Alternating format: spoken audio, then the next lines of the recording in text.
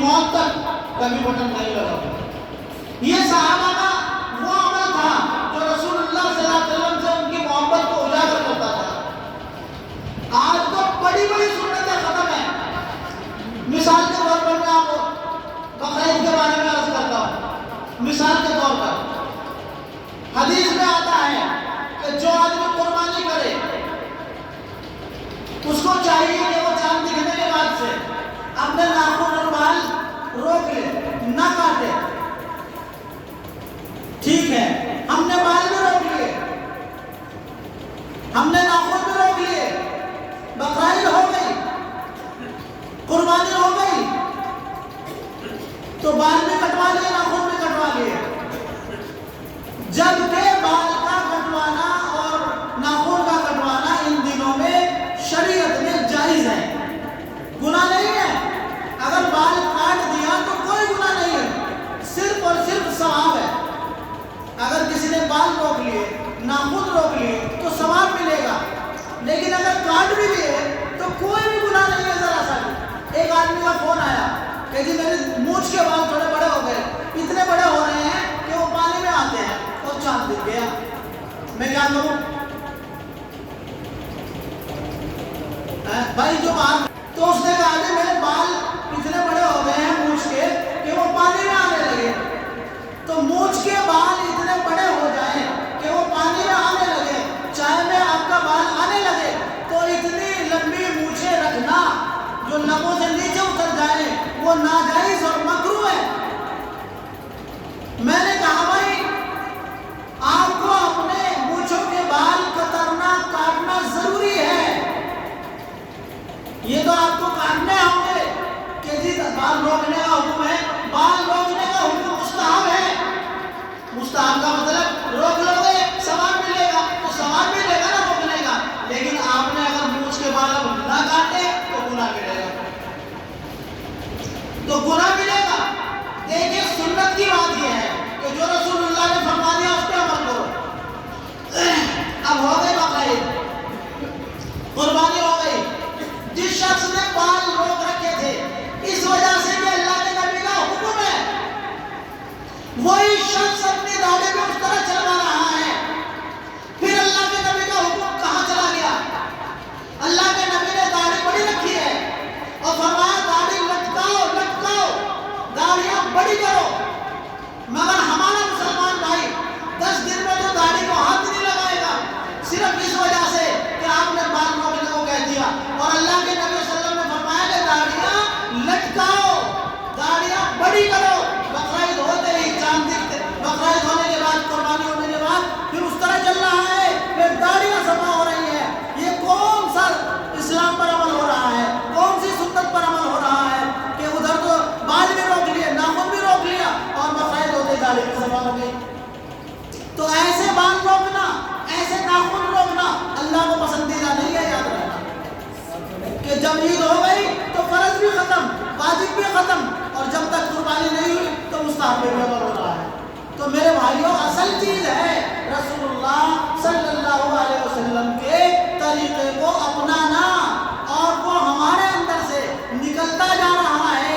صحابہ کرام رضی اللہ تعالیٰ عنہم اجمعین کے اندر کوٹ کوٹ کے بھرا ہوا تھا یہ جذبہ کہ ہم اللہ کے نبی صلی اللہ علیہ وسلم کے طریقے کو اپنائیں گے، لیکن ہمارے اندر سے نکل رہا ہے۔ ہمارے تو گھروں سے سنت ختم، مسجدوں میں سنتیں ختم، مدرسوں میں سنتیں ختم، پبلک میں سنتیں ختم، بازاروں میں سنتیں ختم۔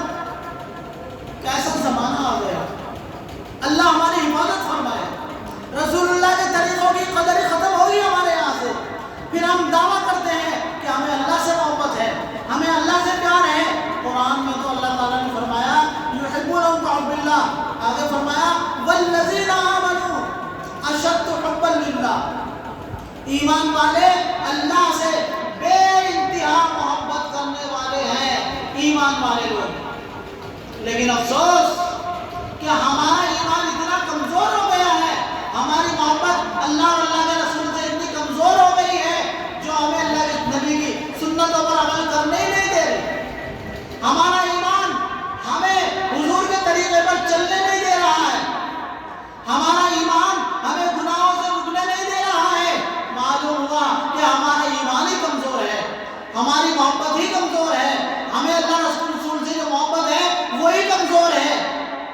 چاہیے کہ پہلے ہم یہ عہد کر لیں کہ اپنی زندگی میں اللہ کے رسول صلی اللہ علیہ وسلم کی سنتوں کو اپنایا جائے گا۔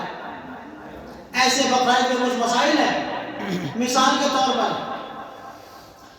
اللہ کے نبی صلی اللہ علیہ وسلم نے فرمایا اللہ تعالیٰ کے پاس سے قیامت کے دن کوئی بھی آدمی جب تک نہیں ہٹے گا جب تک اس سے 5 سوال اللہ تعالیٰ نہیں فرمائیں گے۔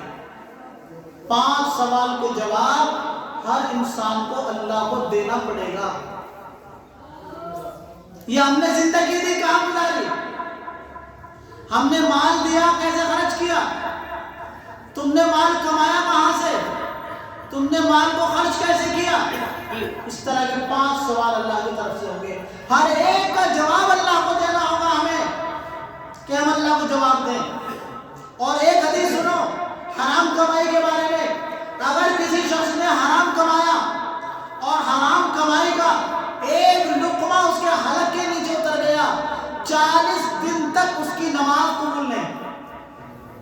شراب کا ایک گھونٹ اگر کسی شخص نے پی لیا، 40 دن تک اس کی نماز قبول نہیں۔ جوئے سٹے کا کمایا ہوا پیسہ، کھائی باڑی کا پیسہ اگر ایک لقمہ اس سے استعمال کر لیا، 40 دن تک نماز قبول نہیں۔ اپنے بھائی کا مال دبا لیا اور اس مال کو کھا گیا، اس میں کا ایک لقمہ کھایا، 40 دن تک نماز قبول نہیں۔ اپنی بہنوں کا حق دبا لیا اور اس مال کو کھایا، ایک لقمہ بھی بہن کا کھا لیا، مال دبا کر جو باپ کی وراثت، جو باپ چھوڑ کے مرا تھا، جس میں بہن کا بھی حق تھا، جس میں مرنے والے کی بیوی کا بھی حق تھا، جس میں اس کے لڑکے لڑکی کا بھی حق تھا، بڑی جائیدادیں چھوڑ کر چلا گیا باپ، سب پہ لڑکوں نے قبضہ کر لیا، بہنوں کو کچھ نہیں دیا ہے۔ یاد رکھنا وہ جو پیسہ ہو رہا ہے اس میں جو کھیتی ہو کر جو سامان آ رہا ہے، جو غلہ آ رہا ہے، جو گنا بک رہا ہے، وہ پیسہ جب آ رہا ہے میل سے اور وہ پیسہ بھائی کھا رہے ہیں، وہ پیسہ حرام کا ہے، اس میں بہن کا حصہ جتنا بھی ملا ہوا ہے اتنا حصہ حرام ہے لڑکوں کے لیے باپ کھانا۔ وہ لقمہ پیٹ میں اترے گا، ایک لقمہ اترے گا، 40 دن کی نماز قبول نہیں ہوگی۔ ہم کہاں ہیں؟ اگر غور کرو تو ہم کہاں ہیں؟ کتنے ایسے بھائی ہیں؟ غور کریں اپنی زندگی میں، باپ کی وراثت میں کتنے لوگوں نے اپنے بھائیوں کو حصہ دیا ہے؟ بس ایک چیز رہ گئی، جہیز دے دو۔ جہیز دے دیا تو لڑکی کا حصہ ادا ہو گیا۔ نہیں، لڑکی کا حصہ اگر 2000 روپے ہیں صرف اور آپ نے اس کو 1 لاکھ روپے جہیز میں لگا دیے، آپ کے ذمہ 200 روپے 2000 روپے پھر بھی رہیں گے۔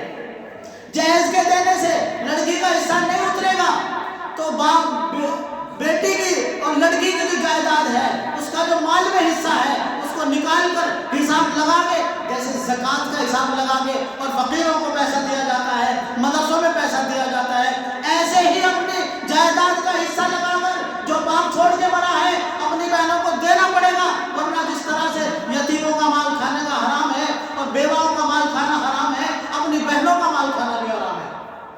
پوری زندگی آپ اپنی بہن کو ایک پیسہ بھاگ کا نہ دیں، ایک پیسہ چھوچک کا نہ دیں، ایک پیسہ اس کی رسموں پر خرچ نہ کریں، کچھ نہ دیں، اس کے باپ میں سے اس کا مال اسے دے دو، اللہ کے یہاں بھی راضی۔ ورنہ ساری عمر نماز پڑھتے رہیں گے، تہجد پڑھتے رہیں گے، روزے رکھتے رہیں گے، اوابین اور اشراق چلتی رہے گی، لیکن بہن کا مال کھانے والوں نہ نماز قبول، نہ روزہ قبول، نہ حج قبول، اللہ کے یہاں دیکھنا کیا حشر ہوگا۔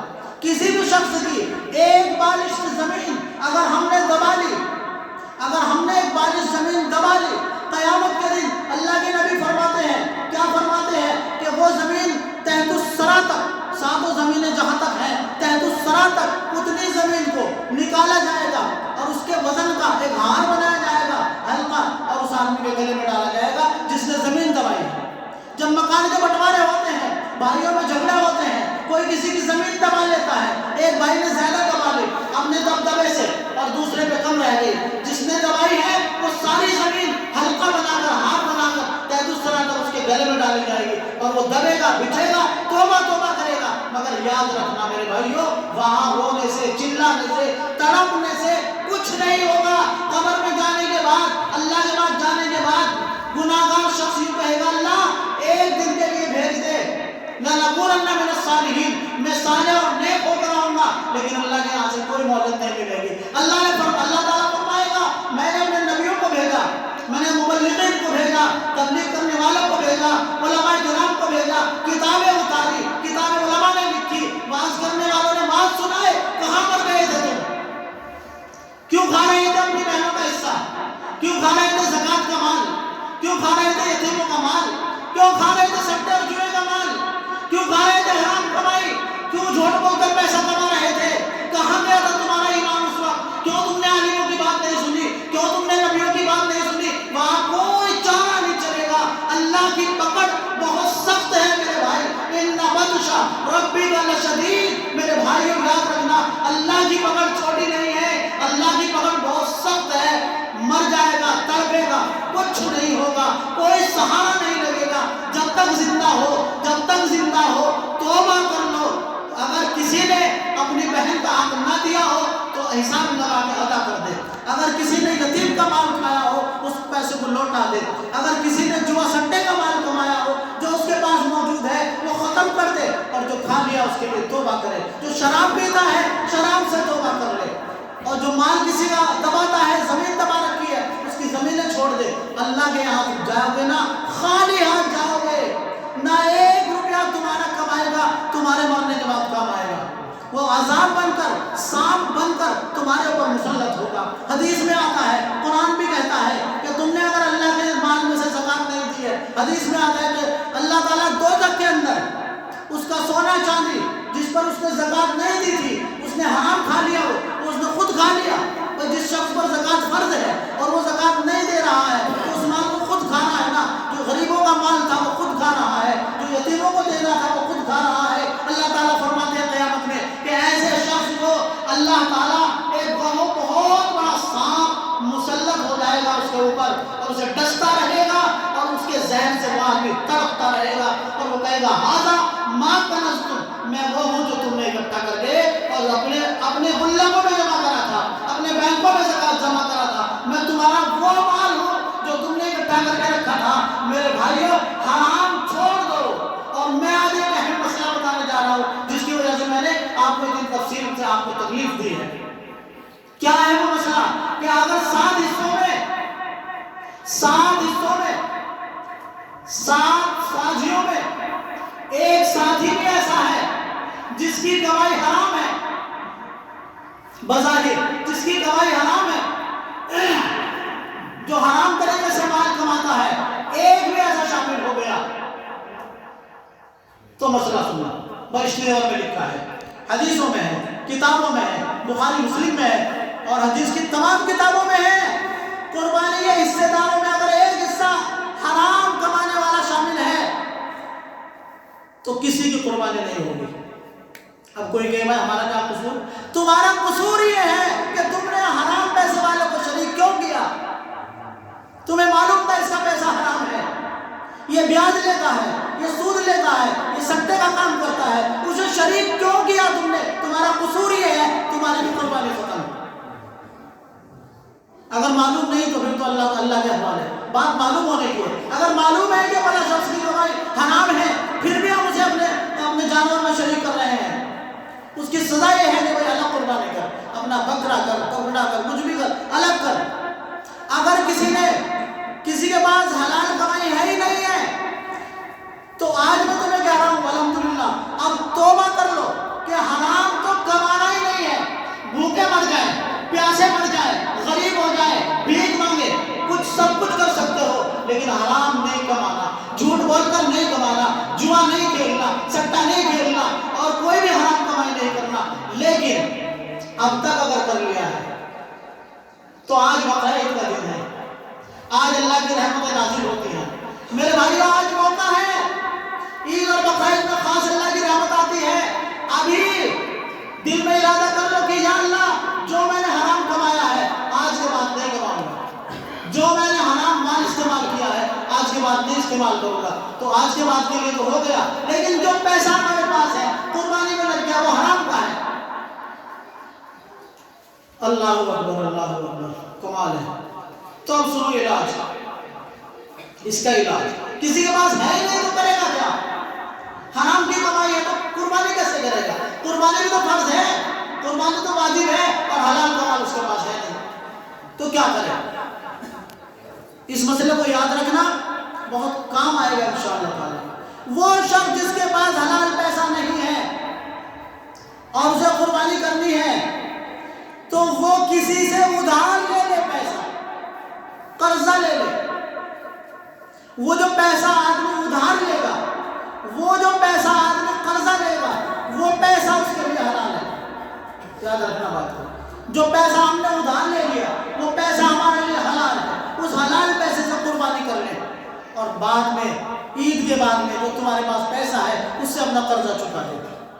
یہ ترکیب ہے جو مسلمانوں کو قربانی ادا کرنے کے لیے، جس کے پاس حرام مال ہے اس کو حرام سے بچانے کے لیے آسان ترکیب ہے، ادھار پیسہ لے کر قربانی کرے۔ لیکن یہ نہ کرے کہ مولوی صاحب نے بتا دیا تھا بھائی بقرعید میں ادھار لے کر قربانی کر لو، اگلے دن پھر سٹے لگاؤ، اگلے دن پھر حرام کام کرو، اگلے دن پھر جھوٹ موٹ کے کماؤ۔ یہ نہیں، یہ تو ایک وقتی طور پر میں نے علاج بتایا، اصل علاج توبہ ہے میرے بھائیوں۔ اور ایک دوسری بات عرض کرتا ہوں، یاد رکھنا، میں کئی بار اس بات کو بتا چکا میرے بھائیوں، ایک ہی بار بول دیجیے تھوڑا سا، پھر بند کر لینا، بعد میں ضرورت ہوگی تو۔ میرے بھائیوں میں آپ کو بتا چکا ہوں ایک بہت دنوں سے، یہ بات بہت دنوں سے کہہ رہا ہوں کہ اصل چیز کیا ہے؟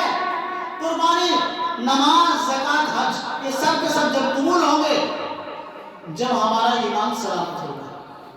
ایمان، اور بہت سارے ایسے کام ہیں کہ جو ہماری زبان سے نکلے ہمارا ایمان ختم، ہمیں پتہ بھی نہیں چلا ہمارا ایمان ختم۔ کسی نے یہ کہہ دیا کہ روزہ تو وہ رکھے گا جس کے گھر میں اناج نہیں ہے، مذاق میں کہہ دیا، اس کا ایمان ختم، دوبارہ ایمان لائے۔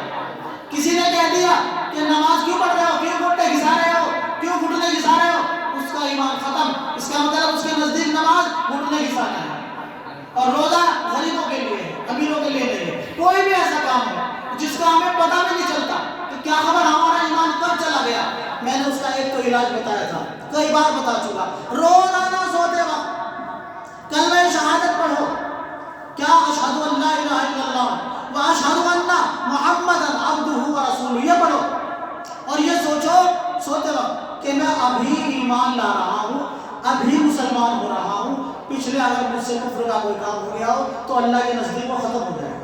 ایمان لاتے ہی پچھلے سارے گناہ ختم ہو جائیں گے بھائیو، سب ختم ہو جائیں گے۔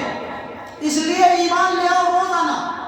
اور اب قربانی سے پہلے جتنے حضرات یہاں بیٹھے ہیں، یہ سوچ کر کہ خدا نہ خواستہ ہماری زندگی میں کون سا ایسا گناہ ہو گیا جس سے ہمارا ایمان چلا گیا اور ہمیں پتہ بھی نہیں رہا، میں اپنے تمام ساتھیوں سے جتنے یہاں پر میرے بھائی بیٹھے ہوئے ہیں سب سے کہتا ہوں کہ ابھی اسی وقت کلمہ شہادت پڑھ لو، اس نیت سے پڑھو کہ ہم ایمان لا رہے ہیں، ایمان ہوگا تو قربانی ہو جائے گی، ایمان نہیں ہوگا تو قربانی نہیں ہوگی۔ سبھی اس نیت سے کہ میں ابھی مسلمان ہو رہا ہوں، ابھی ایمان لا رہا ہوں، کلمہ پڑھو، اشہد، سبھی پڑھیں، سب بھائی پڑھیں، اشہد اللہ الہ الا اللہ، اللہ الہ الا اللہ، واشہد ان محمدً عبدہ ورسولہ۔ الحمدللہ سب نے اس نیت سے پڑھا کہ میں ابھی مسلمان ہو رہا ہوں، ساروں کا ایمان نیا ہو گیا، سب کا ایمان نکل گیا۔ جس کی زبان سے کچھ نکلا ہوگا کبھی کلمہ کفر، وہ ایمان میں داخل ہو گیا۔ جس جو پہلے سے مومن ہے، جس نے کوئی گناہ نہیں کیا، مثلا کوئی ایمان اس کا نہیں کیا، تو ایمان نیا ہو گیا، تجدید ہو گئی، بے فکر ہو کے قربانی کر سکتے ہیں۔ میرے بھائیوں، ان دو چیزوں کا خیال رکھنا۔ جیسے لوگ قبر پوجنے والے لوگ ہیں، شرک کرنے والے لوگ ہیں، غیر اللہ کے سامنے سجدہ کرنے والے لوگ ہیں، یہ لوگ مشرک ہوتے ہیں، ایسے کسی بھی شخص کو اپنے قربانی میں شریک نہ کرو۔ یاد رکھنا، حرام کمانے والے شخص کو اپنی قربانی میں شریک نہ کرو۔ ان دو باتوں کی رعایت رکھو گے تو انشاءاللہ سب کچھ ہو جائے گا۔ اللہ عمل کی توفیق عطا فرمائے۔